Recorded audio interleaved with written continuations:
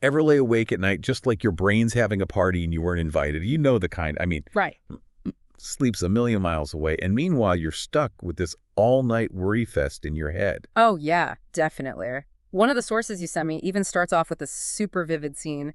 The author, get this, he researches self-control for a living. He's up at 3 a.m., not because there's some, actual danger, but because of the inner turmoil just swirling around from a thread, a baseball bat in hand, but the real battle is happening all in his head. Wild, right? Totally. I think we've all been there in one way or another.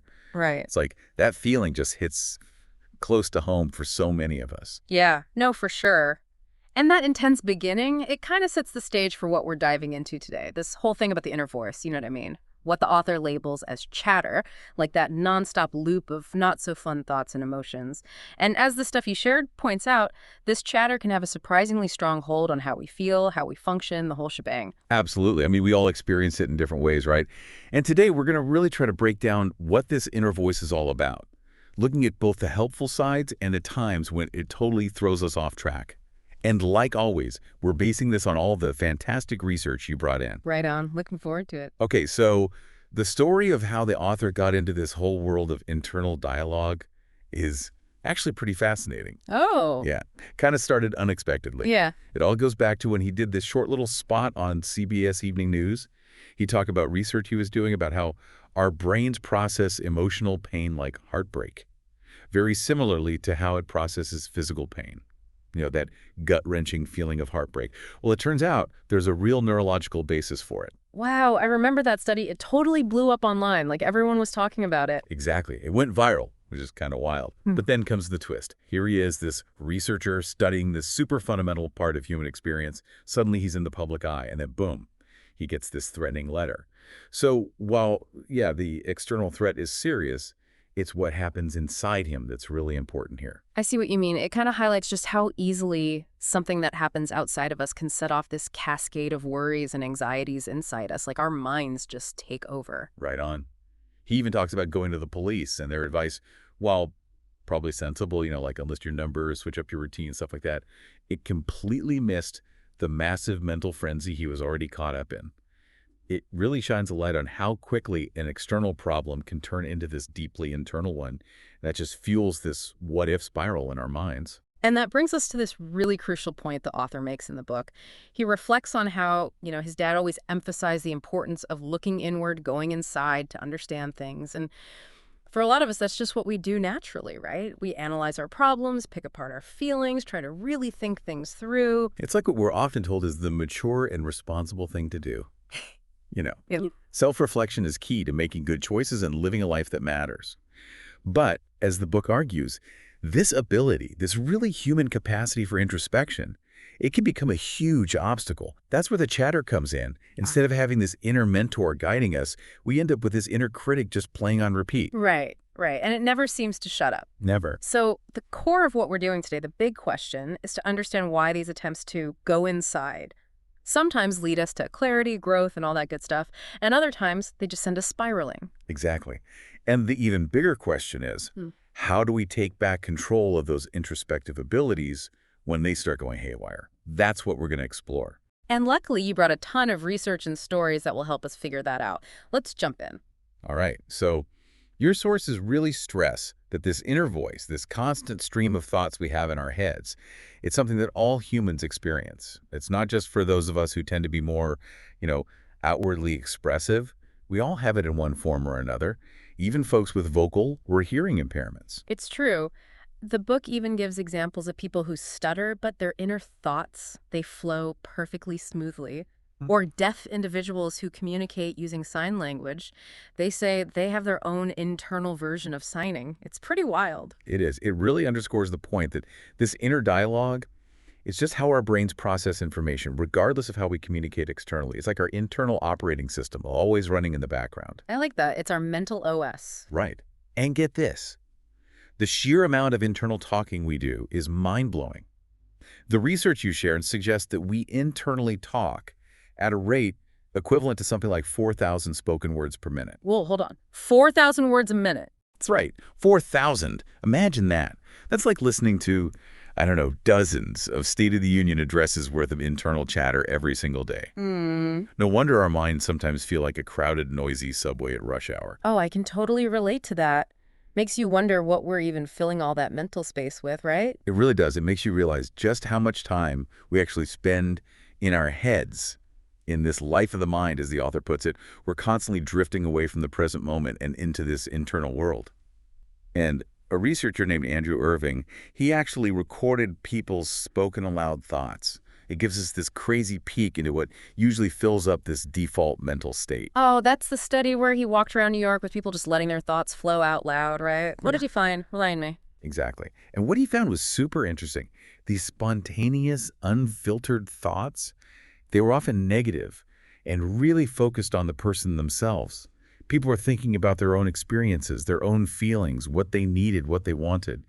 It really highlights that our minds seem to naturally turn inwards, and unfortunately not always in the most positive or helpful way. So we're wired for all this inner dialogue, but a lot of it tends towards the negative. Fascinating and kind of a bummer. But how does this inner voice even happen? Is there, like, a special brain region for chatter? It's not quite that simple. The book explains that the way our brains create this inner voice is by cleverly repurposing existing neural pathways. The author calls this neural reuse. Neural reuse sounds kind of like recycling, but for our brains. Exactly. It's like, think of your brain as the Swiss Army knife. The same tools can be used for different tasks. Our inner voice is a perfect example of how adaptable our brains are. They're taking existing brain circuits and using them for this totally multifaceted mental function. Okay, that makes sense. So it's not just one thing, it's this whole network of brain areas working together, like a team effort for inner dialogue. But what does this inner voice actually do? What's its job? So one of its big roles is in our working memory. Constantly remembering those little bits of information we need for whatever we're doing. It's like our mental sticky notes. We hold on to those mental notes just long enough to use them, and then poof, they're gone. Makes sense. It's like our brain's internal scratch pad, always jotting down reminders and to-dos. Yep. And it also acts like this inner parent, constantly reminding us of the rules, values, all that stuff we've picked up from growing up and from our culture, the shoulds and shouldn'ts, the rights and wrongs. The book even talks about how these internal voices can be super different across cultures. Oh, yeah, that's interesting. Like the difference between cultures that value individual achievement and those that prioritize group harmony. Exactly. Those cultural values get woven into our inner dialogue. So our inner voice is shaped by our culture. That makes total sense. What else does it do? Oh, this is cool. Our inner voice is also a master simulator. We use it to brainstorm ideas, run through different scenarios in our heads, like when we're trying to solve a problem or figure out a sticky situation. All like a mental rehearsal space. I do that all the time. Exactly. Yeah. The author even mentions a time when his friend told him she was pregnant, and he was so surprised, he just started walking around New York City, internally rehearsing how he should react. It's like our minds are constantly running these little simulations, trying to anticipate what's going to happen next and how we should respond. It's like our brains are always playing what if. Right. And don't forget about dreams. They're a part of this ongoing mental processing too, even if they are super weird sometimes. Yeah, dreams can be wild. So we've got this inner voice that's shaping our memories, our values, our problem solving. That's a lot. Makes you wonder what life would be like without it, huh? Right. And to really understand how crucial this inner voice is, the book shares this powerful story about Jill Bolte Taylor. She's a neuroanatomist who had a stroke. And during that stroke, she temporarily lost her inner voice. Oh, wow. What was that like for her? It was profound. Not only did she lose her inner voice, but she also lost her sense of self, her identity. The whole narrative that her inner voice had built over decades, it just vanished. She described feeling this emptiness and a total disconnect from her own life story. Wow, that's intense. So losing your inner voice is like losing a part of yourself. Exactly. It shows just how deeply our inner voice is intertwined with who we believe we are. And beyond that, it also plays a huge role in our intuition, in making sense of our experiences, and in planning for the future. Losing it, even for a little while, makes it crystal clear how essential it is to how we experience the world. Okay, so we know this inner voice is vital, but we also know it can go rogue and turn on us. When does it become the enemy? Well, that's the thing. This incredible tool we have can turn against us. Your research talks about how this negative chatter can even mess with things we do without thinking, those automatic behaviors. Remember, Rick Ankiel, the baseball pitcher. Vaguely. What happened to him? He had this super promising career, but then he threw one wild pitch, and his inner voice just latched onto it, wouldn't let go. It totally messed with his head and ultimately derailed his whole career. Oh, man, that's heartbreaking. So one negative thought can take root and disrupt even skills we've practiced for years. Unfortunately, yeah. And it's not just our automatic actions that get affected.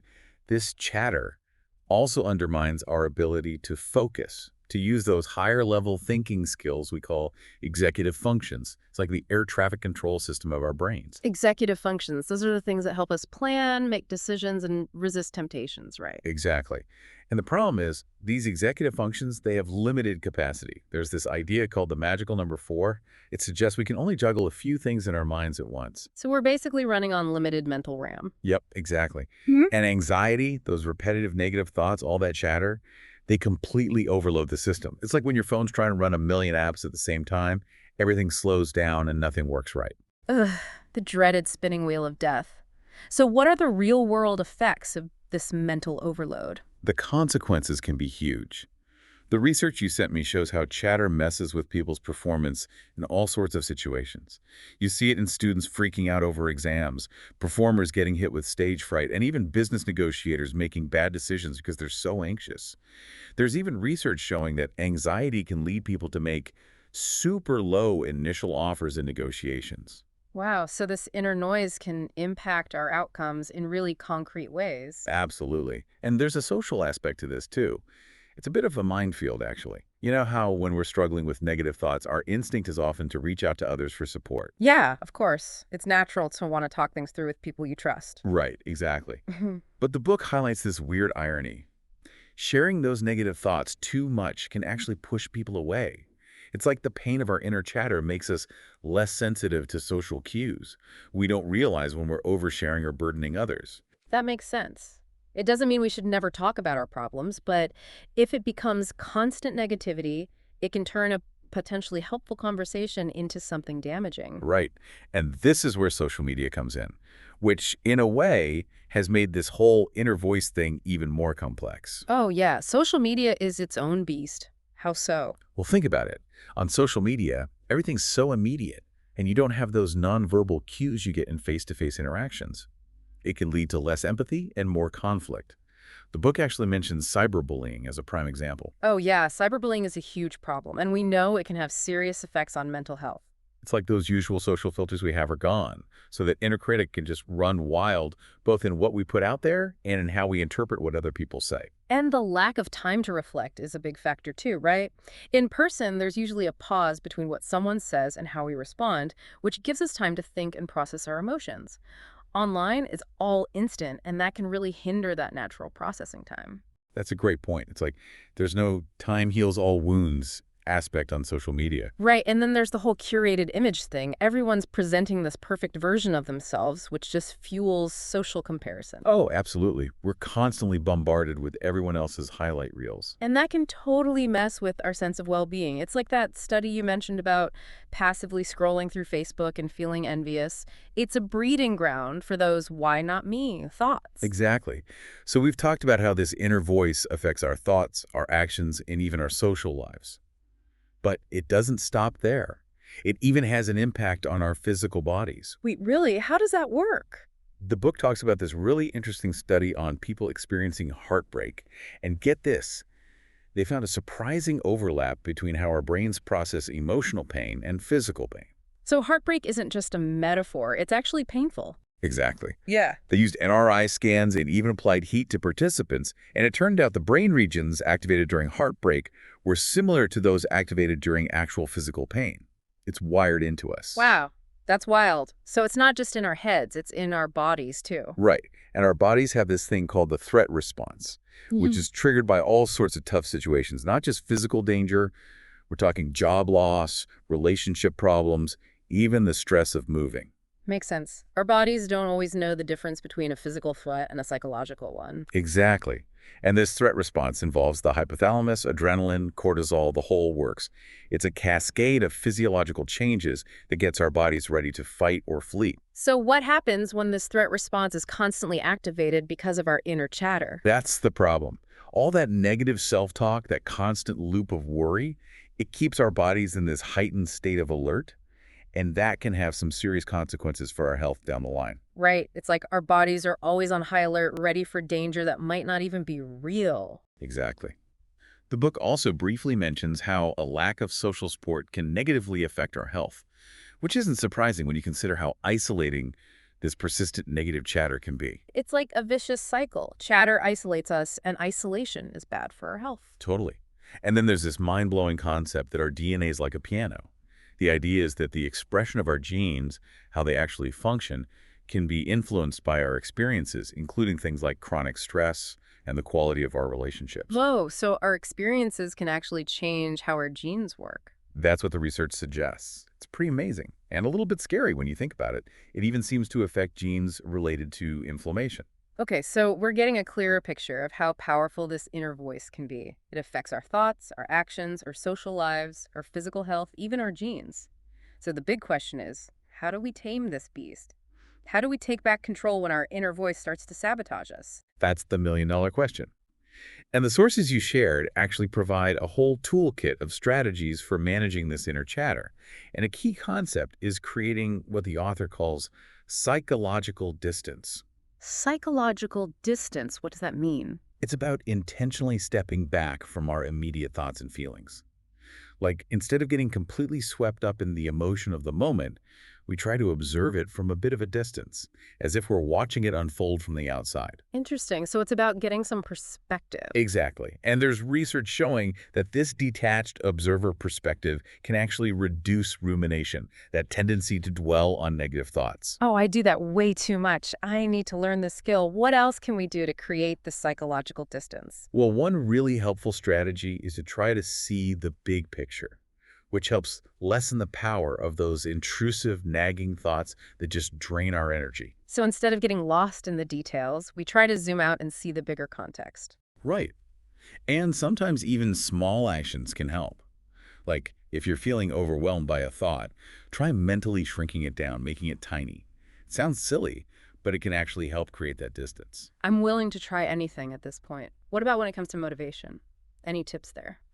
Yeah, the book talks about how focusing on the long-term reasons behind our actions can be super helpful.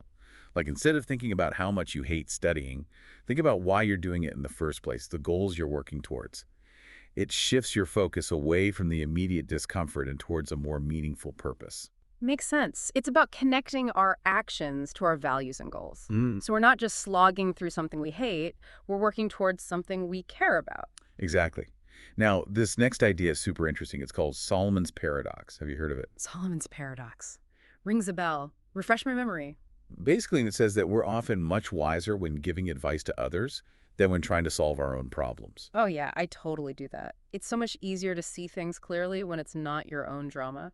Right. The book even tells this great story about Abraham Lincoln. He was known for giving amazing advice to others, but he struggled with his own personal and professional challenges. So even one of the wisest presidents in history fell prey to Solomon's Paradox. It seems so. And this lack of mental distance when it comes to our own lives can lead to some pretty bad decisions, especially when it comes to our health. There's this study where people were more likely to choose a risky cancer treatment for themselves than they would recommend for someone else. Wow, so our emotions can really cloud our judgment when it's our own neck on the line. Totally. This connects to Daniel Kahneman's work on inside view versus outside view. The outside view is more objective. It helps us see a wider range of possibilities. The inside view can trap us in the tunnel vision of our immediate circumstances. So it sounds like stepping back and trying to see our problems from an outside view is key to making better decisions. What are some other ways we can get this psychological distance? Well, there's this idea of mental time travel, where we consciously think about a current problem as it might appear in the distant future. So like imagining yourself 5 or 10 years down the road, looking back at this current problem. Exactly. It can make even the toughest experiences feel more temporary and give us hope. There's this really moving story in the book about a woman named Tracy who went to Harvard and was struggling. She ended up diving into her family history to get some perspective. Wow, her family history, how did that help? By connecting her own challenges to the resilience and struggles of her ancestors, she found this whole new frame of reference. It gave her strength. That's incredible. So connecting to the past can actually help us deal with the present. Yeah, it totally can. And research has shown that this temporal distancing can help manage stress and even improve our relationships by fostering more forgiveness and understanding. It's like by mentally traveling to the future, we can see that things will eventually work out. That's really comforting. Any other tools in this psychological distance toolkit? Of course. Journaling is a classic for a reason. Getting those thoughts and feelings out on paper can help us process things more objectively. And speaking of language, there's this technique called distanced self-talk, which I find super helpful. Distanced self-talk? What's that? It's basically talking to yourself in the third person, or using your own name. The author shares this really relatable story about how he used his own name to calm himself down during a moment of intense fear. It's like creating a little bit of space between you and the whirlwind of your thoughts. Oh, I get it. Like instead of saying, I'm so scared, you'd say your name, you're feeling scared right now, but it's going to be okay. Exactly. And you know who else does this? LeBron James. When he was facing that huge career decision, all the pressure, he would often refer to himself in the third person. No way. LeBron does distanced self-talk. That's amazing. It's true. And there's actually research to back this up. Studies have shown that using non-first-person pronouns, like you or your own name, can reduce anxiety, especially when public speaking. So there's science behind it. That's really cool. What's happening in the brain when we do this? It seems like excessive I talk can be a marker of negative emotions. So by shifting our language, we're also shifting our internal state. And some research even suggests that distanced self-talk can change how our bodies respond to stress, moving us from a threat mode to a challenge mode. It's like we're tricking our brains into being more resilient. Our brains are so easily tricked. Love it. What about that Batman effect we hear about? Does that fit in here? Yes, that's a great example. In those studies, kids were able to persevere longer on tough tasks when they pretended to be Batman. It's like by adopting a different persona, they were able to tap into a different part of themselves, a more resilient and determined part. So language and role-playing can help us manage our inner world. Fascinating. What else is in this toolbox? Okay, there's this other technique that I think is so powerful, especially in today's world.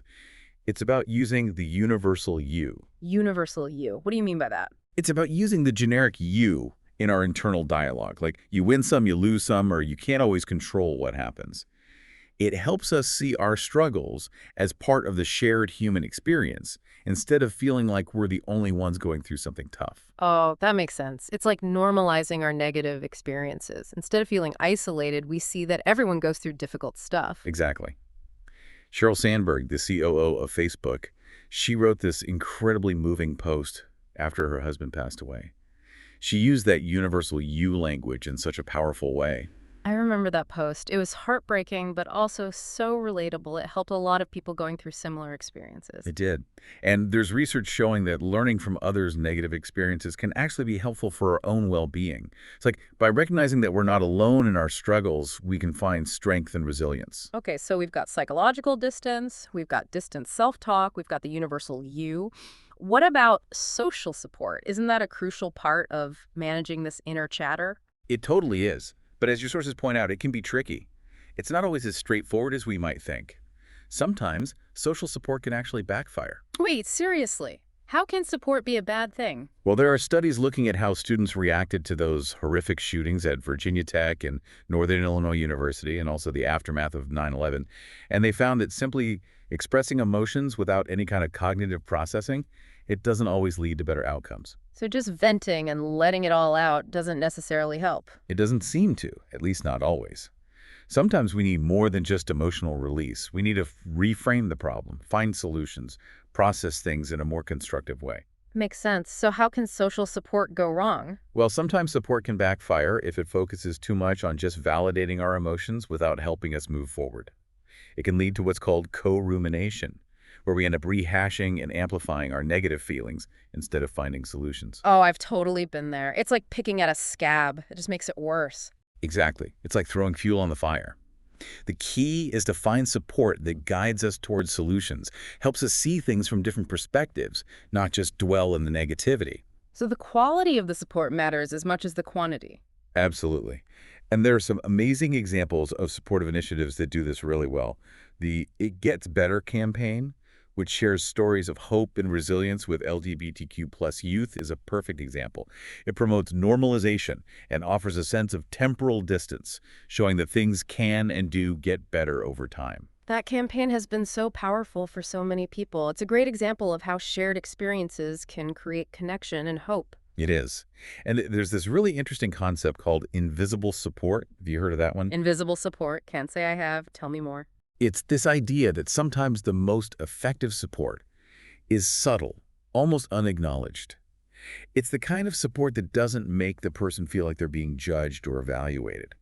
There are studies showing that this kind of low-key support can be super helpful, especially when people are preparing for something important, like a big exam. Interesting. So it's like being there for someone without making a big deal about it. Exactly. It's about providing support without adding extra pressure.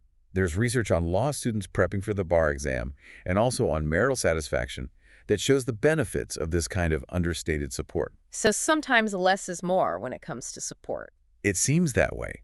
And let's not forget about the power of touch. A hug, a pat on the back, it can be incredibly comforting and help reduce that physiological threat response in our bodies. It's a powerful way to create a sense of safety and connection, which can directly counteract that feeling of isolation that often comes with chatter. Yeah, touch is such a basic human need. We all need it, even if we don't always realize it.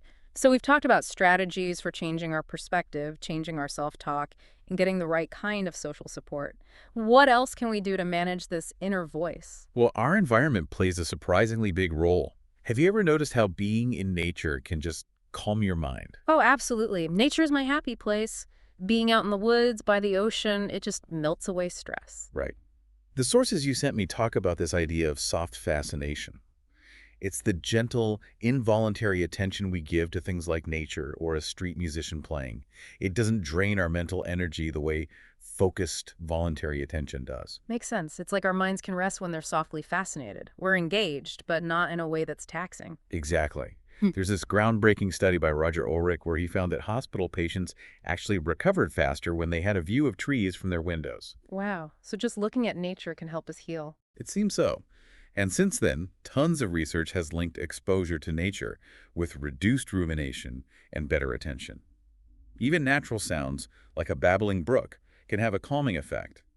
It's like our external environment can help guide our minds towards a more peaceful state. So get outside, people. Nature is good for you. What about our homes and workspaces? Do those matter too? Absolutely.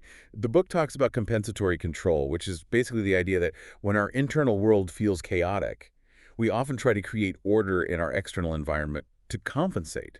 It's like if we can control our surroundings, maybe we can feel a little more in control internally. Oh, I totally do that. When I'm stressed, I clean like a crazy person. It's like if my apartment is spotless, maybe my life will be too. Right. It makes sense. Yeah. Our perception of control is hugely important for our well-being, and even small acts of ordering our environment can create that sense of control, even if it's just an illusion.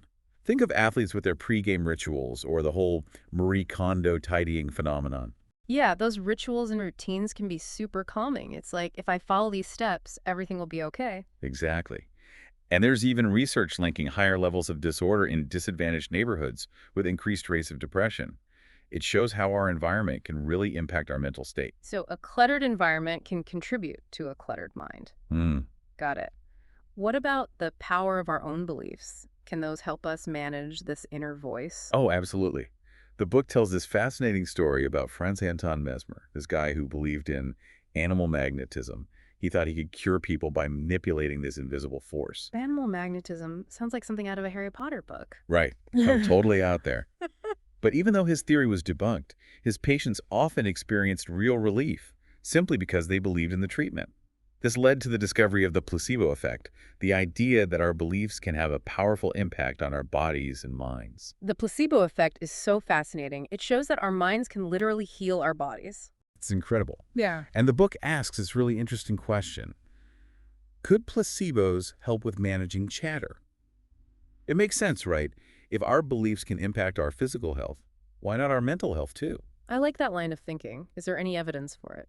There's a really cool study where researchers gave people a saline nasal spray and told them it was a powerful allergy medication. And get this, even though it was just salt water, people's allergy symptoms actually improved, just because they believed it would work. Wow, the power of suggestion is real. Any other examples of how beliefs can impact our inner experience?